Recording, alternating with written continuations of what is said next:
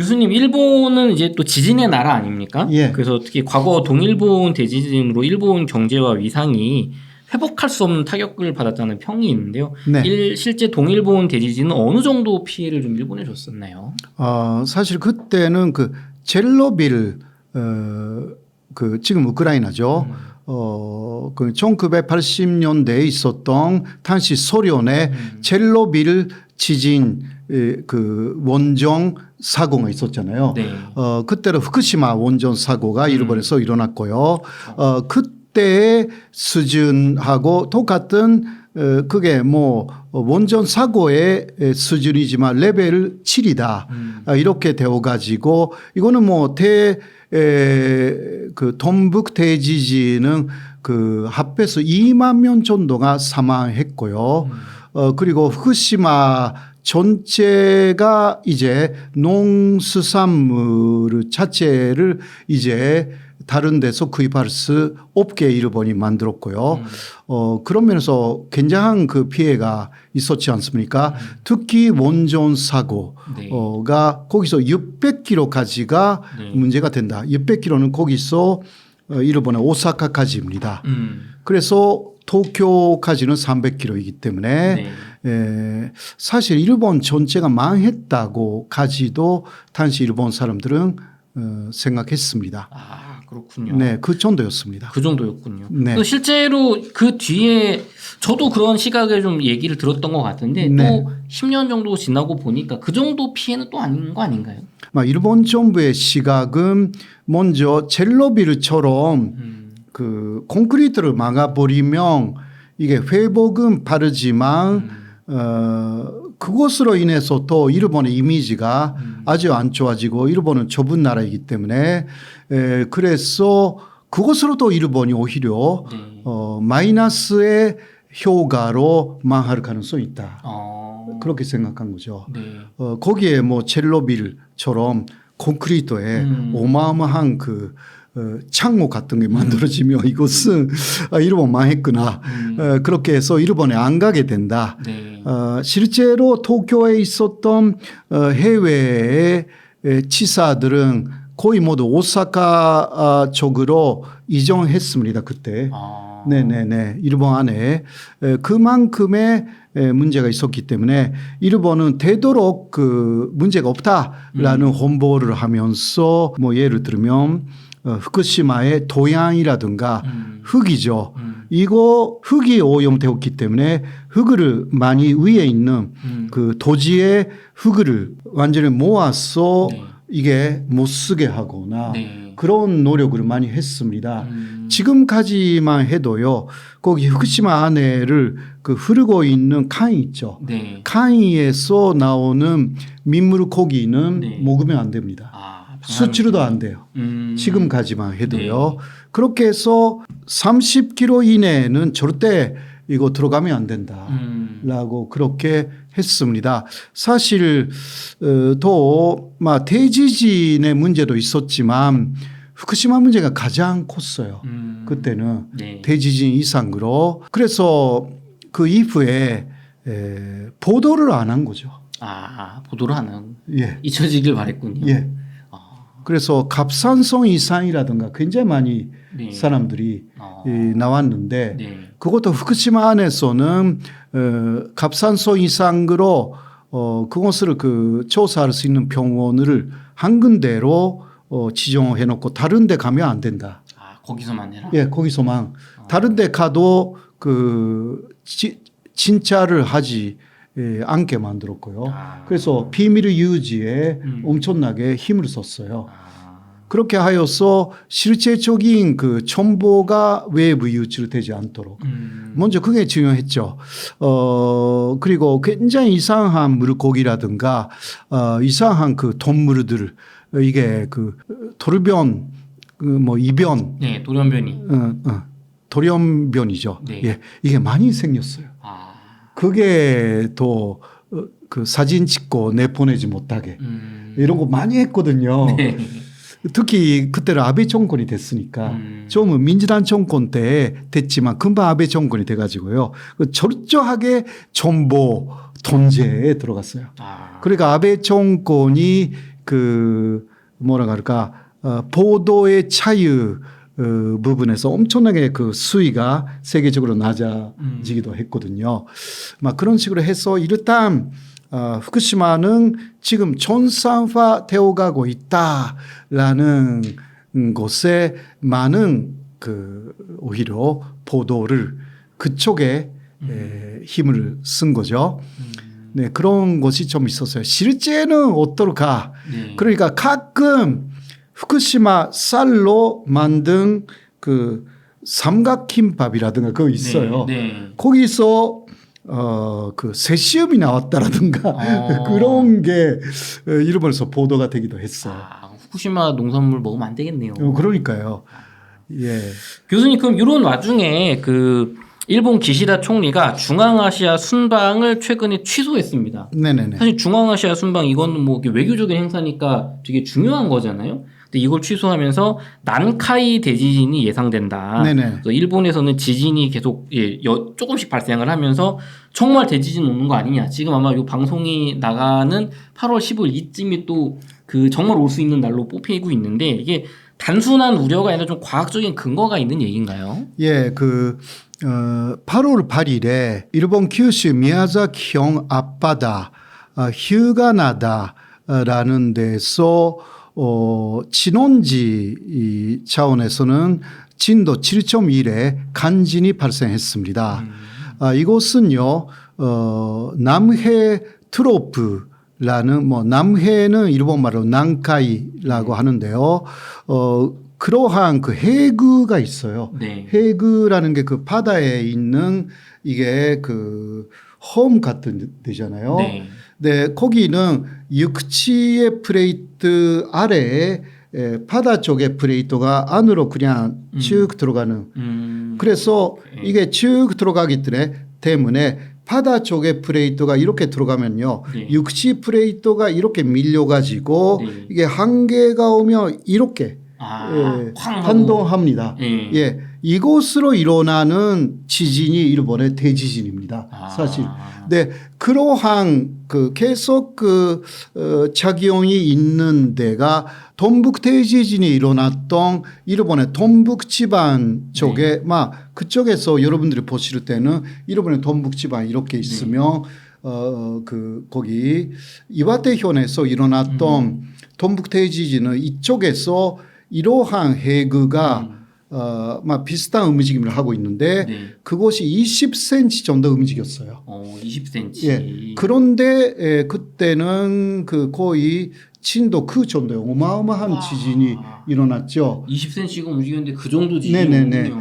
예, 그게 그냥 20cm지만 이게 어마어마한 지진을 그러니까 일본의 동북 지방에서 거의 도쿄 가까운 데까지 다 흔들렸잖아요. 네. 그다음에 남해라는 곳은요. 도쿄 이남의富士山 앞바다예요. 네.富士山 앞바다에서 규슈 앞바다까지 이게 긴 그 해구가 있습니다. 네. 예, 이곳이 현재까지 100년이나 140년에 한 번 대지진이 일어났습니다. 역사적으로 100년에서 140년마다 대지진이 왔다. 예, 예.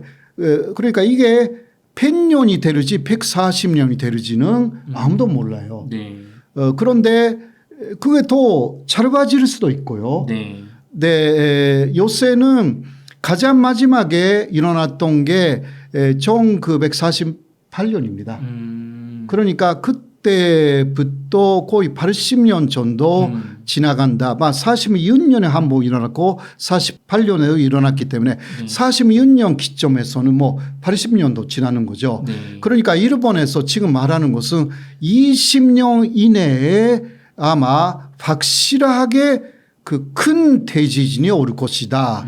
그런데 이게요. 20년 이내라는 것은 오늘 와도 되는 그런 것이 있기 때문에 20년 뒤가 아니라 20년 내니까 뭐 오늘 내일 올 수도 있는 거죠. 예. 네, 이러한 이야기를 그 일본의 기상청이 본격적으로 하기 시작해 가지고 처음으로 그 아까 이야기한 8월 8일에 규슈 앞바다에 지진이 일어났을 때 대지진 파르센주의보라는 거 사상 처음으로 발령했습니다. 아. 이게 용요르테르스가 있다. 네. 그러니까 큐슈 앞바다의 한 지점에서 나오는 지진이 아니라 이게 연속적으로. 아, 여기저기서 계속 막 지진이 나가지고 정말 큰 지진이 올 수 있다. 아. 그게 그러니까 최악의 시나리오가 있는데 네. 그거는 막 그쪽에서 보시면 큐슈에서 이게 그 시코쿠 네. 전도에 또 하나의 균열이 있어요. 네. 여기가 한 번 깨진다. 아. 예, 여기서 어마어마한 지진이 와가지고 네. 그때 시코쿠에는 최고 29m의 쓰나미가 온다. 와. 예, 네 다른 데서도 네. 그 최소한 2m의 쓰나미가 그러니까 2m에서 10m, 15m 그런 게 온다. 동북 대지진 때는 최고가 15m였습니다. 와, 그럼 29m면 지금 동북 대지진 때 2배가 올 수 있다는 거네. 쓰나미가. 뭐 26m라고 말하고 있어요. 아, 26m. 네, 이게 첫 번째고요. 또 그 나고야 쪽에서 그富士山 앞바다 쪽까지가 또 이어지고 있지만 이게 연속적으로 거기서 또 일주일 이내에 또 깨질 우려가 있다. 그 두 번째 대지진. 네. 이게 최악의 시나리오래요. 아. 그렇게 되면 거의 도쿄까지 그 도시까지 쓰나미가 휩쓴다. 아, 일본의 남쪽이 그럼 초토화 되는 거네요. 네네네. 아. 그래서 이것은 그러니까 동북 대지진은 그 동북 지반에서 이렇게 내려오는 해그. 그러나 남해, 난카이는 큐슈 쪽에서 쭉 이렇게. 아, 굉장히 길군요. 예. 그래서 이것이 굉장한 콤보이고요. 네. 근데 더 문제는 거기에 원전이 굉장히 많아. 아, 큰일 났네요. 큰일 나요. 거기에 오면 네. 일본 전체가 이제 망하는 거예요, 사실상. 아, 오면. 그때 그러니까 그 후쿠시마 하나로 그렇게 오사카까지 오염되었다. 네. 한때는 그랬잖아요. 그렇죠.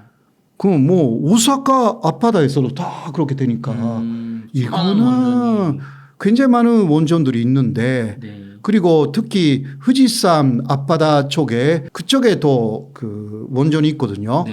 이런 게 다 문제가 됩니다. 어.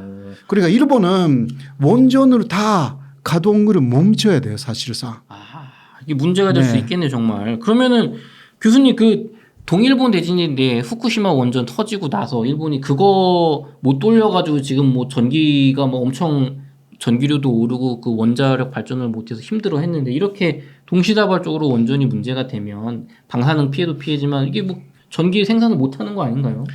그렇죠. 한때는 그러니까 동북 지진이 일어난 이후에는요. 네. 일본의 원전을 일시적으로 거의 다 그 스탑시켰습니다. 그래도 뭐 다른 대체 에너지로 네. 일단 그 전력 수요는 가까스로 일단 그 하기는 했지만 네. 그 모든 게 그런 식으로 또 다른 그 대체 에너지도 그 이게 망가질 우려가 있기 때문에요. 그때 먼저 동북 대지진으로 사망한 사람은 2만 명 정도, 2만 명 조금 그 아래쪽인데 이게 오를 때는 최고는 30만 명 정도 죽는다. 와, 이렇게 그러면 이거는 정말 와서는 안 되는 큰 네. 정말 재앙이 될 수 있겠네요. 국가적인 그렇죠. 재앙이. 그래서 지금 애니 사당호에서 일본 여행을 하고 네. 계시는 분들도 이러한 뉴스가 일본에서 많이 나오니까 네. 많이 돌아오거나 혹은 앞으로 일본 가는 여행 계획을 취소하신 분들 꽤 많아요.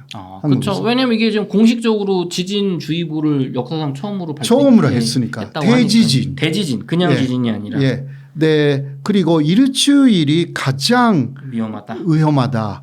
8월 8일에 지진이 있었기 때문에 일주일이라는 것은 막 오늘 내일 정도까지. 그렇죠. 네. 예. 네, 이 방송에 나가는 이제 광복절 전후가 될 것 같은데 네. 교수님 그러면은 일본이 그래도 그 후쿠시마 원전 사태 때 그 쓰나미에 대처를 못해서 막 이 원전 멜팅 다운되고 막 오염수를 바다에 방출하면서 전 세계를 피해를 줬지 않습니까? 민폐를 했는데 이번에는 예상이 되니까 좀 원자력 발전소 좀 대비할 수 있지 않을까요? 그렇지 않는 거죠. 왜냐하면 후쿠시마 원전 문제가 일어났을 때도 이거는 예를 들면 그러한 비상 사태에는 일단 가동을 멈춰야 하잖아요. 네. 네. 그 멈추는 것도 그때 못했기 때문에 문제가 생겼어요. 그리고 멈췄다 하더라도 그 원전 자체가 깨졌기 때문에 네. 이게 반사능이 계속 유출이 됐죠. 유출이 네. 된 거죠.